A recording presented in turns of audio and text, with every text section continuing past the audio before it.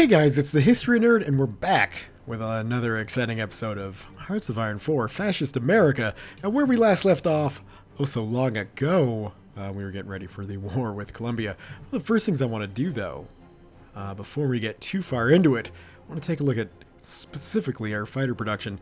You can see we have over 5,000 P-39 Airacobras, which is insane. And we're building, 7 more a day. I don't think we need this many fighters. I'd like to take a look and see how many carrier fighters we've got. We've only got 131 spare, so we might as well shift or swap production over to our Wildcat carrier fighters. Now, we are currently researching the P-51 Mustang, but we're not going to produce any P-51 Mustangs, because from here on out, we're looking at doing jet aircraft for our land-based fighters, at least. It's going to be a little while, and I'm hoping we won't be at war too long. Or I'm hoping we'll get the jet fighters before we get into war. Regardless, I guess we have a ton of level 2 fighters, so if push comes to shove, we've got something to put pilots into. But yeah, I don't think we're going to be focusing too much on the production of the fighters, except with the carriers. But that is neither here nor there for what we're doing today, because today we're going to war with Colombia. So let's make sure all of our bomber squadrons are set up and ready to go. We will want our tactical bombers to be providing closer support either night or day, because our troops are going to need that help. What do we got up here? We got our strategic bombers, so we might as well get these guys flying too, doing some strategic bombing as they will do. Thought we had some more planes for this. Am I incorrect in my assumption? Indeed, I'm not. We got 2,000 more planes going on in here. Good. We'll do all of that. That should be enough bombing. I don't think we should be worried about the Colombian Air Force, so we should be clear to do that and get this war started. So let's conquer all of Colombia. Obviously, we're calling in our allies. Let's get that war declaration sent. The Philippines, as always, come along. The Mexicans are in. And I would imagine Venezuela will be coming along very shortly as well. So let's just tick this down to speed 2 and see just what exactly happens. Venezuela's in, Peru is in, El Salvador is in. It's all good news. Peru is in. Really?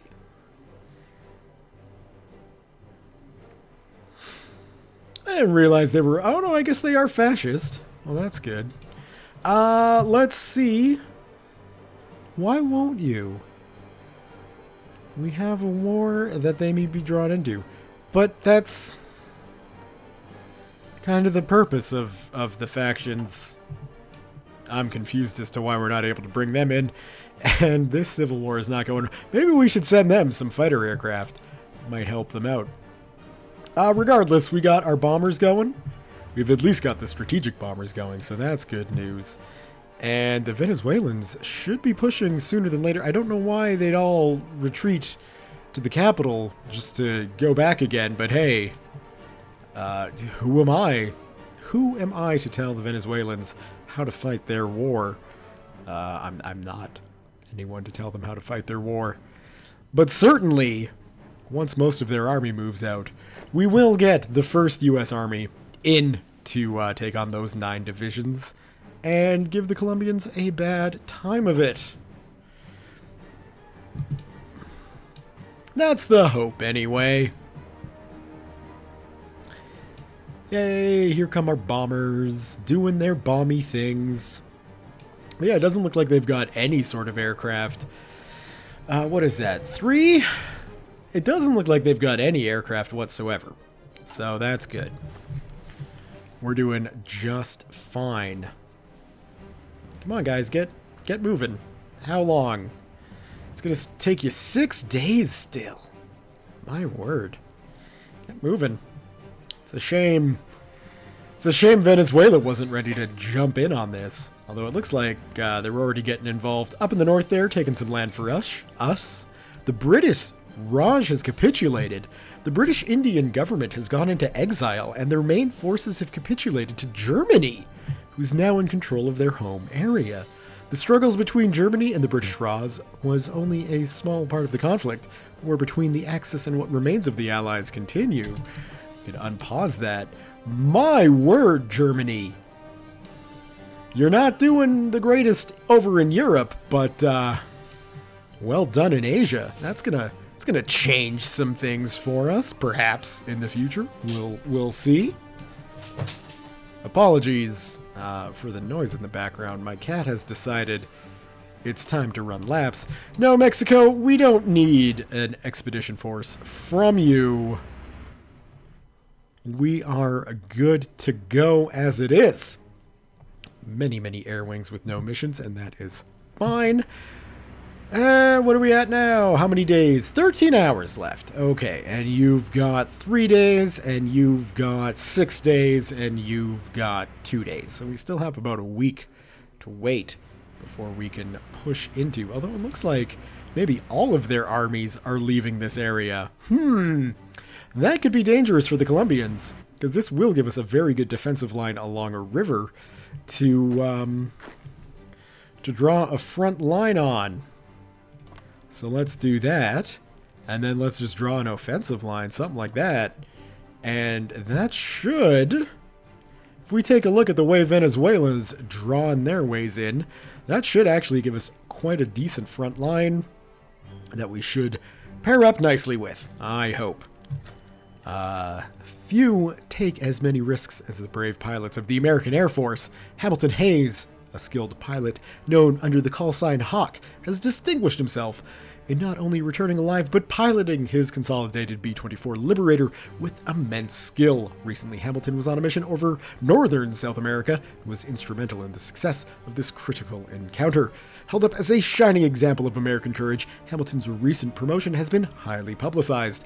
Though the public may view war as more hell than glory, many are glad to see that there are still heroes to rally behind. Yay, so we got our first ace. Let's find out which fighter squadron, or I guess bomber squadron he's in. That's probably not the best way to do it. We can do it this way. So he's in none of those, he's in none of those, so it must be, I guess it did say he was flying a B-24, so that quite obviously means he's flying a strategic bomber, and we can see we've got a ground bombing targeting of plus 15% and an air range of 10%. I don't know if that is actually going to be useful for a strategic bomber. What I may do here, because it is ground targeting, and I don't know if that means like targeting anything on the ground, which seems a little redundant for bombing, or if it's ground targets itself. Regardless, we will put him in charge. Can we not? Do we have to remove you? But I don't want Amelia Earhart in charge of strategic bombers. So how do I? Maybe because he's active? I'd have to stop that. Oh, okay, well, screw that. If he survives the war, we'll see if we can remember to put him in the tactical bombing instead of strategic bombing. Because again, I don't think the B-24s are going to be hitting too many ground targets. I could be wrong, but I'm pretty sure they just go after installations and the like. And of course, our bombers don't help our allies, which is pretty crappy. 9, 8, 7, 6, 5, 4, 3, 2, 1. You're clear? All right. Then you can push ahead, because that should be easy to win. Omar Bradley should have no issue taking on these dug-in infantry in jungly mountains. As you can see, indeed, we don't have an issue with that. So good for you.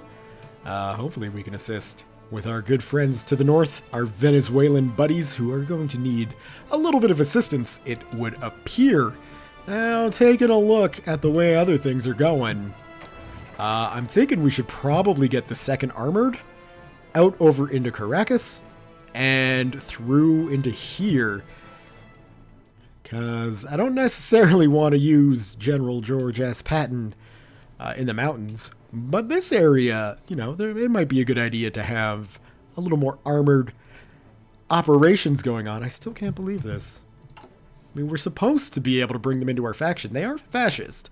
And we need to be at war to bring them in. But apparently, we can't bring them into a war that they might get drug into. Even though the moment they join the faction, they're going to be going to war. I don't understand the logic there. Air wings with no missions, that's fine. Planes in reserve, that is also fine. Might have to give Mexico some aircraft to help them out. Alright, well, all 24 of them. We're not leaving any defensive forces? That's okay. It's a little gutsy, but I am going to move the 1st Marines in then, because I do feel like we should probably cover the Panama Canal slightly better than we are doing currently anyway. Alright, almost into Caracas, which would be a good thing. We want to be in Caracas. Well, at least initially, I want to move those guys down to help out down here. And I mean, because really, this isn't even fighting. This is just taking land. So it's really... Uh-oh. Were those... I'm a little concerned now. Have you got aircraft?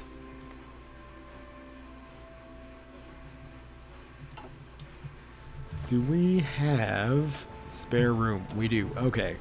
Let's get 1,000 of these deployed.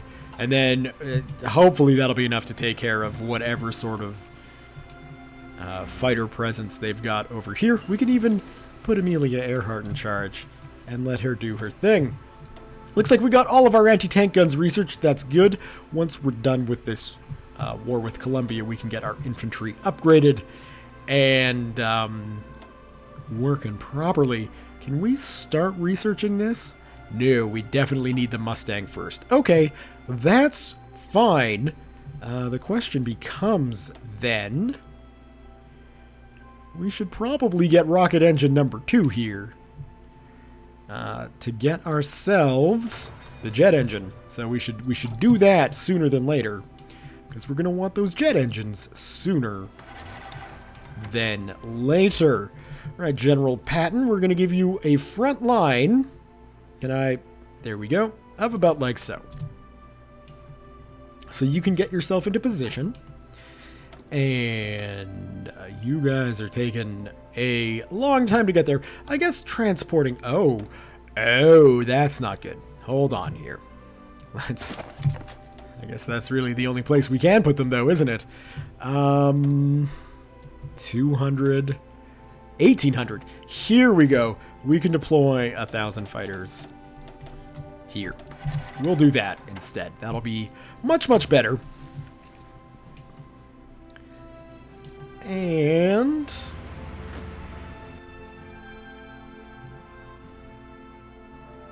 okay, good.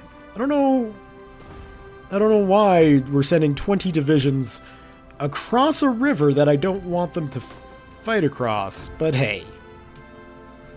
Omar's gonna do what Omar's gonna do. We can't stop him. And that's fine.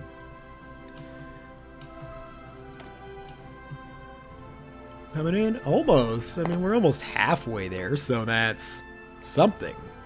There we go. Now we're over halfway there.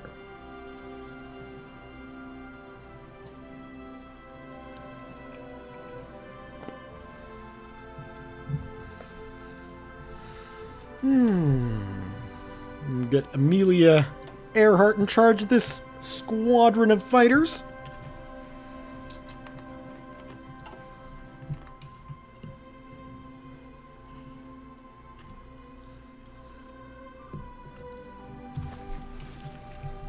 And Patton, are you in position?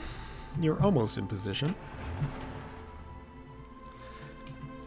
In that case, let's draw your offensive line like that. And you can just go ahead and do that.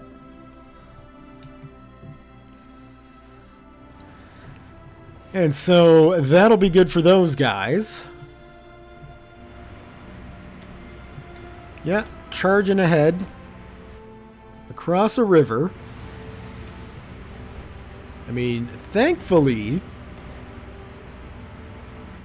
the Colombians aren't putting up too much of a fight. That is lovely news, but we're going to need to get the F6 Hellcat on the roll. And you will notice there are no carrier jet engine or jet fighters or anything like that. So that's why I'm going to be focusing the production mainly on the carrier propeller fighters, because that's what we're going to need. I mean, obviously that's what we're going to need. What with all them Hawaiis we're building. Oh, it looks like we'll have the first Hawaii rolling off and ready in New York very, very soon. So that's pretty darn exciting. We'll probably chew up all of our carrier fighter reserves quite quickly, which is fine. All right, Amelia Earhart, are you ready to stand by? And oh, well, I mean, that's not even the location we want you in. We want you over here, isn't it? That is where their airbase is. So let's try and get you on some air superiority, since we don't really care about bomber interception. We just care about shooting down any fighters they might have in the area. And all of you are moving that way, except for the grouping up there, holding the line. I guess we could take the second, or the first Marines, sorry, and move them into Cartagena there, just to do some things there.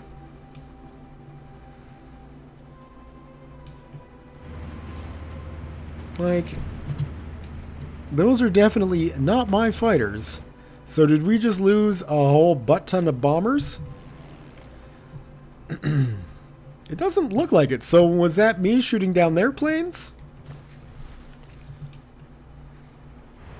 It couldn't have been. So maybe they were shooting down someone else? Maybe we just replaced our losses very, very quickly. I'm not entirely sure. There's got to be a way to get a clearer picture on the way the air war is going. I just don't happen to know what that is. So that's fine. I'm going to guess, General Patton, that you're a bit done. And so in that case, we should get an offensive line for you to about like that. And you can go ahead and engage at will. Oh, yes, of course. Dear Patton, go south. You got it. Stick to the plains. Understood. We're going to push west into the mountains. Makes you wonder. Yeah, so here come their fighters. I haven't attacked my bombers yet. Oh, they're moving in. So let's see. It doesn't look like we're taking any losses there. But like I say, I could be wrong. I could be wrong. If we take a look at our strategic bombers, for instance, we've had 3 accidents happen. Our tactical bombers haven't had any accidents happen, I guess. It doesn't look like we're taking losses, but it certainly looks like the Colombian Air Force is shooting down planes. So I don't know if those things are, if those visuals are accurate or what's going on with them. But something is definitely up. I will firmly state that. Well, maybe not up as in something concerning, just it's not clear. It's just not clear. But I mean, that's okay. Really, it doesn't matter. We're going to win this war quite handedly, very easily, despite the fact we're sending a bunch of tanks and, motorized vehicles through the mountains. I guess they got roads and stuff, so that's fine. We're not at war with any of those guys, so we won't be starting that. We are not a democracy, therefore Kentucky cannot make tires. And that's about it for that line, isn't it? We could go War Plan Red, but what does that do? Oh, it just makes the UK hate us a bit. Well, It's not. Oh, right. If we want to go to war with Britain, we have to ally the Soviet Union. There's no way to do it on our own. Well, I guess we could just go war plan red and then embargo. We don't necessarily need to go anti-imperialism and strike the empire, although I am kind of more leaning towards war plan white. If I'm honest, strangely, we don't meet the, I guess the Soviet Union itself isn't in an offensive war. That's fine. Let's snag, because this will give us a research bonus, right? And we haven't got all the, research in... Whew! Not want to be a dive bomber in the American Air Force.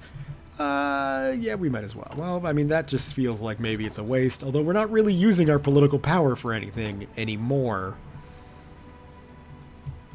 I suppose we could change some of this around, but there's really no desire to. I don't know. We'll leave it for now. We do have the thing to do with Chile, but I want to finish off Colombia before we start looking at going after Chile. So we could leave that open and go back to it if we so desire.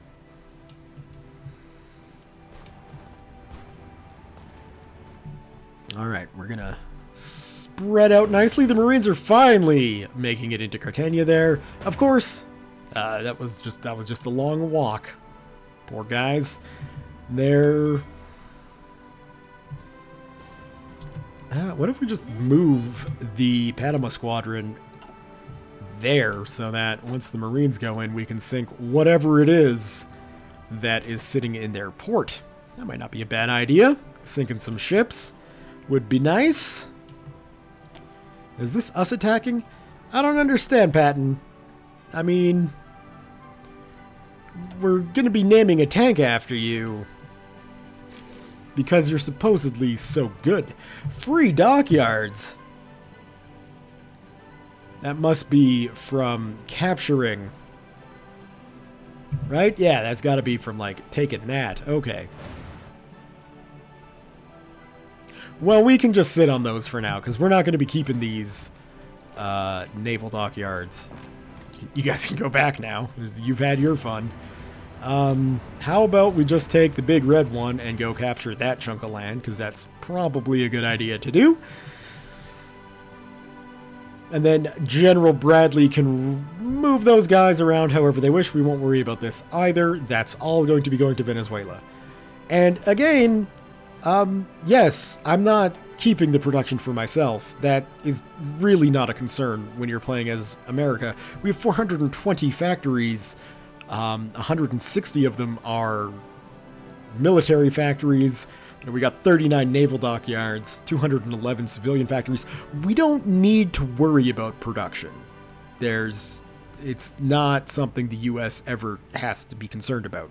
So, you know, making Mexico a little bit stronger or doubling the size of Venezuela, it's not limiting America in any way, shape, or form. Now, I can understand if you're playing, Hearts of Iron 4 as Germany, you're probably going to want to keep everything you can get a hold of. If you're playing as Britain, you're going to want to keep everything you can get a hold of. Like, for sure, in some situations, it's better to keep the land. But when you're one of the big boys, if you're like the Soviet Union or the Americans, it really doesn't matter that I'm not going to be getting the, 7 factories from Colombia or the few dockyards. Like, that's nothing. That's nothing to worry about. It's just not something you need to really be concerned about when you're playing as a big, powerful United States. So, yeah, I understand. It is definitely not the best way to go about doing things, quote unquote, but I couldn't care. Like, I couldn't care less, because it doesn't, there's no influence. It doesn't influence you. At least I don't find. Maybe I'm wrong. Absolutely possible. But I don't think so. I haven't noticed anything. Can we go for the patent yet? I'd like to get the patent underway, really. So Although I'm sure we've got other things we should probably research before we go cray-cray on that. Perhaps some more Marines would be a good idea. Not more Marines, just up-to-date Marines. I don't know. It feels like we got a ton of stuff to research still, and I should probably be researching more ship types. But, you know, we'll get there. Oh, no, I really should be researching more ship types because we do have to build up more fleets. So the Marines will swap you over to... probably the new destroyers actually would be best. We'll do that. Yeah, that's fine. 2% research into Marines. Whatevs. I ain't worried. We got a lot of civilian stuff going on, including a lot of repairing that we really don't need to worry about. That'll be Venezuela's job once they get the land.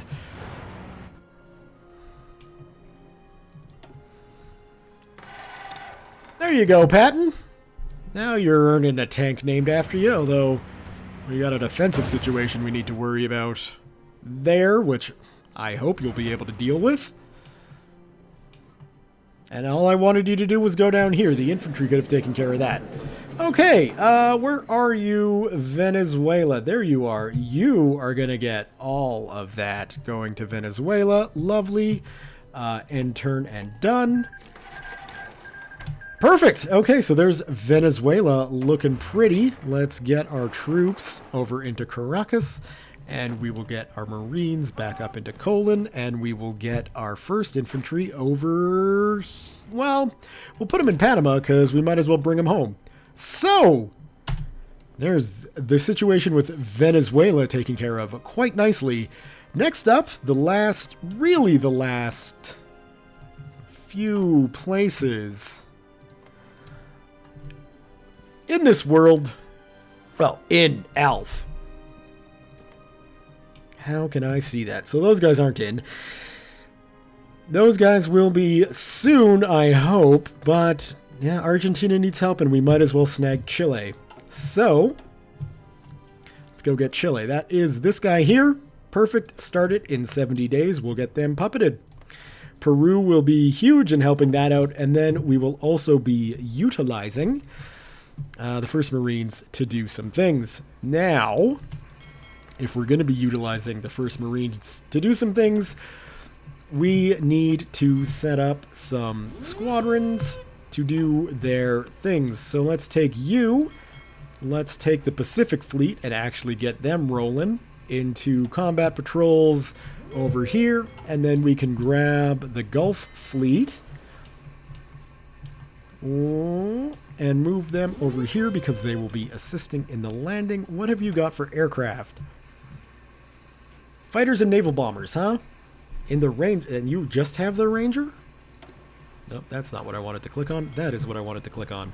Apparently you do just have the Ranger. Okay, well that's fine with the, well, we got the Essex, the first Hawaiian carrier there. So let's go to our Atlantic Squadron, and we can take the Enterprise out. Create a new fleet just with the USS Enterprise, like so.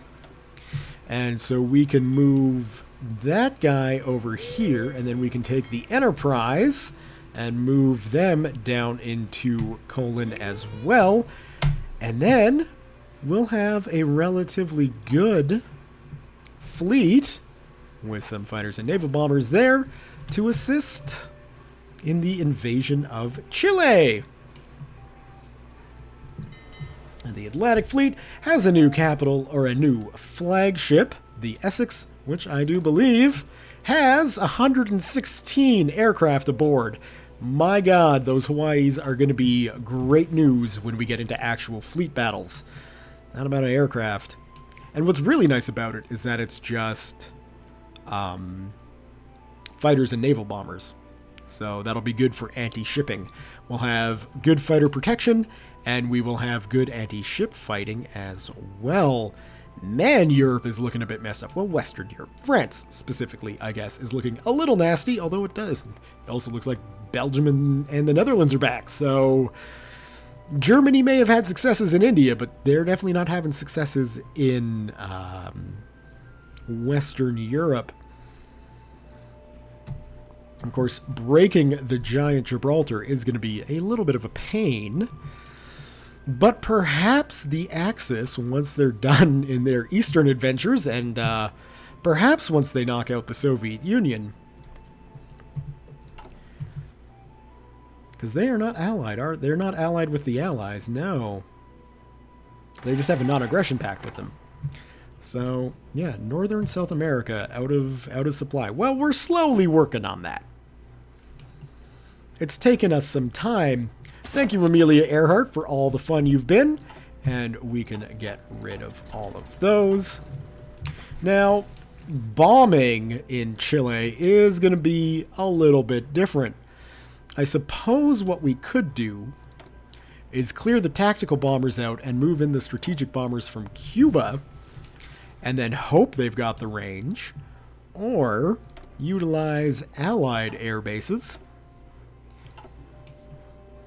Lima, 1800. So we could get a wing of tactical bombers in. Because again, I don't think Chile is going to have... I mean, Colombia didn't have much of an air force, if anything. I doubt Chile's got anywhere near anything of an air force. So, yeah, we shall see. It's still going to be a long time out before we can get that taken care of. But that's okay. We've got the time, right?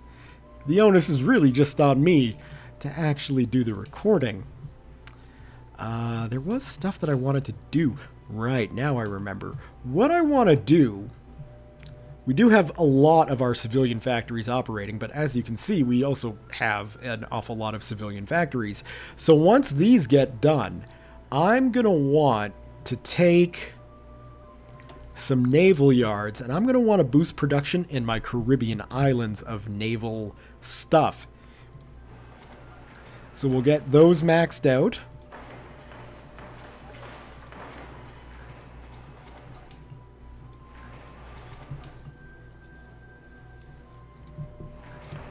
Might as well do that, and that should help us with the continual upgrading of our forces. Might as well send the 1st Armored back home, and we'll send them on into... Right, so if I... Like, what do I have to do here? Do I really have to do that? No. Like, if I click on you, I can't enter that province. And you're just going to want to walk up. So even though it's going to be obviously much quicker, like, I don't understand what I'm doing wrong here. Do I, like, if I click the naval base, they walk. Okay. If I control-click the naval base... and control-click my target destination, they can't do it. So let's send you to Puerto Rico. Can I shift Q up movement? No. Okay, well, we'll send you to Puerto Rico, and then we'll send you back home. I guess we got the 2nd Army sitting in Cuba. You know, we could move down. But I think the Marine Corps and the 1st U.S. Army will be enough to take Chile. It should be. I mean, we should be able to quite effectively land the 1st Marines here, or the 2nd Marines, whoever it is. I think it's the 1st Marines. And then have them hold that port while we send down for the 1st U.S. Army. And then while our friends in Peru come in from the north, we should be able to come in from the center and take the capital quite quickly. Now that we're not at war... Yeah, this really doesn't make sense. A base reluctance of 20, fine. Neither they nor we are at war, minus 30. Fine. It makes sense that you're not going to pull anybody into a faction unless you're at war. But then once you're at war, to get a negative because you're in a war that'll drag them into it, that doesn't make sense. So I have a feeling, you know, fascist Brazil will always be alone. You guys are not doing well. And we should probably... How many volunteers can we send? 2! What's the point? Lend-lease. So you're probably going to need some infantry equipment, I would imagine, and we might as well give you level 2 infantry equipment, and hell, let's give you 10,000 of them. Can we do that? Yes, we can. Wonderful. We got the super fortress done. Good news there. We can move on to the dragon, which will be good to get producing. We can swap you. You're strategic. Yes, indeed you is. So we will get you to the super fortress, and that'll be good to get rolling. We're almost done. 16 days away from the Hellcat, so then we can get our fighter production swapped over, and then we'll need to worry about our naval bombers as well. And then finally the close air support, which really should only come into play for, at the moment, the Gulf fleet. Let's get you guys merged together.